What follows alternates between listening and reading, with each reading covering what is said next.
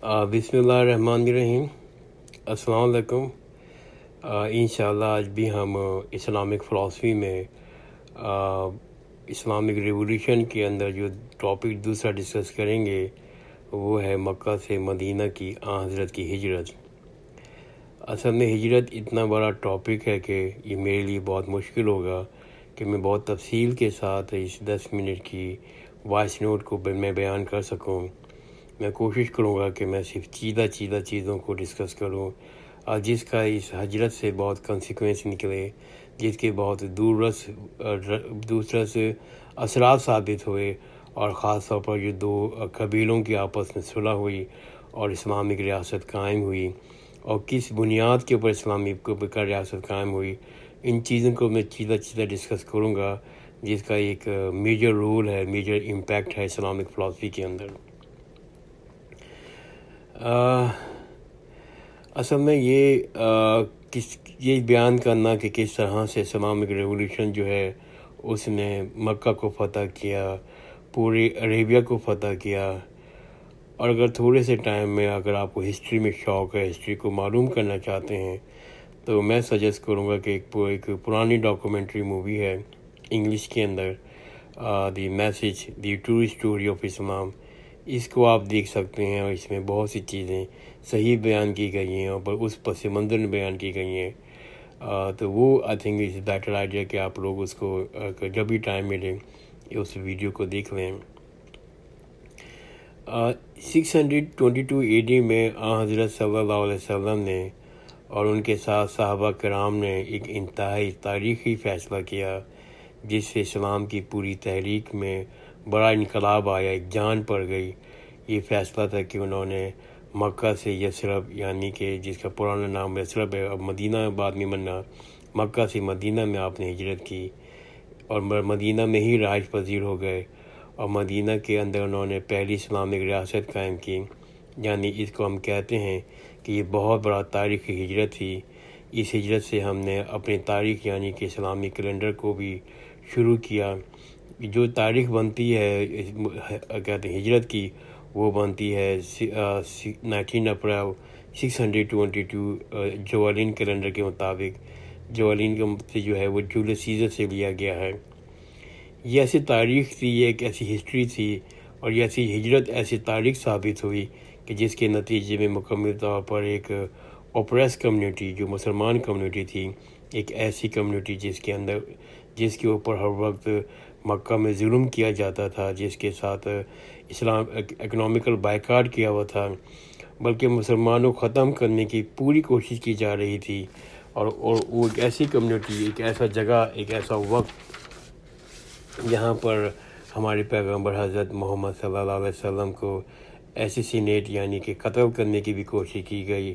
اور حضرت پہ اور ان کے صحابہ کرام پر اتنے ظلم کیے گئے اور ظلم کے انتہا کر دی گئی، اور یہ پھر حضرت نے فیصلہ کیا کہ وہ مکہ کو چھوڑ کر مدینہ میں ایکسائل لے لیں، مدینہ میں ہجرت کر جائیں، اور اس ہجرت میں تقریباً 2 مہینے لگے، جس میں تمام مسلمان رفتہ رفتہ مختلف ٹولیوں میں مکہ سے مدینہ کی انہوں نے ہجرت کی، اور پھر آپ نے مدینہ جا کر ایک نئی ریاست قائم کی، ایک ایسی کمیونٹی بنائی جو مدینہ کے اندر پہلی دفعہ جا کر ایک ایسی ریاست قائم کی جس کو ہم اسلامک ریاست کہہ سکتے ہیں۔ اور اس ریاست میں آنے کے بعد، ہجرت کرنے کے بعد، ایک بہت بڑا فائدہ یہ بھی ہوا کہ جو 2 بڑے قبیلے تھے مدینہ کے اندر، ایک قبیلے کا نام تھا بنو اوس اور دوسرے کا نام تھا بنو خزرج، جن کے ساتھ دشمنی، جن کی آپس میں دشمنی صدیوں سے چلی آ رہی تھی، حضرت صلی اللہ علیہ وسلم نے ان کے بعد ان کی صلح کروائی ان دونوں قبیلوں کے درمیان، اور اس دونوں قبیلوں نے آپ کی بہت مدد کی اسلامک ریاست قائم کرنے میں۔ اس ریاست کو پڑھنا اور سمجھنا کس طرح اس ریاست کے اندر، کیونکہ جو ریاست ہے، جو اس مدینہ کا اسٹیٹ تھا، اس کے اندر صرف مسلمان ہی نہیں تھے، اس کے اندر وہ لوگ بھی تھے جو